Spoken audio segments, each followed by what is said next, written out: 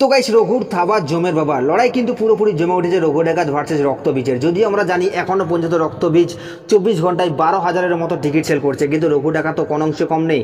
রঘু ডাকাত ভাই পুরোপুরি ছেপে দিয়েছে একদম রক্তবীজকে, এবং এখন যে হারে বক্স অফিস কালেকশন করছে ভাই, সেটা কিনে আপনাদেরকে নতুন করে বলার কিছু নেই। তো এখন প্রশ্ন হল এটাই যে অঙ্কুশের মুভি রক্তবীজ 2, শুধুমাত্র অঙ্কুশের বললেই ভুল হবে, আরও একটার আছে। তো রক্তবীজ 2 মুভিটা তার অলরেডি 4 দিন কমপ্লিট করে ফেলেছে। তো গাইস, এই ডে 4 এসে রক্তবীজ 2 মুভিটা কত টাকা বক্স অফিস কালেকশন করলো এইটা সবাই জানতে চাইছিল।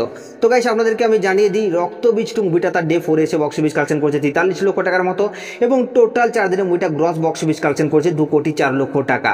এবং সেই জায়গায় দাঁড়িয়ে যদি আমরা রঘুর বক্স অফিস কালেকশনকে নিয়ে কথা বলি, মানে রঘুর ডাকাতের বক্স অফিস কালেকশনকে নিয়ে কথা বলি, তাহলে এই মুভিটা তো রিলিজের আগেই অলরেডি অনেক জায়গায় সাইনবোর্ড ঝুলিয়ে দিয়েছে হাউসফুলের।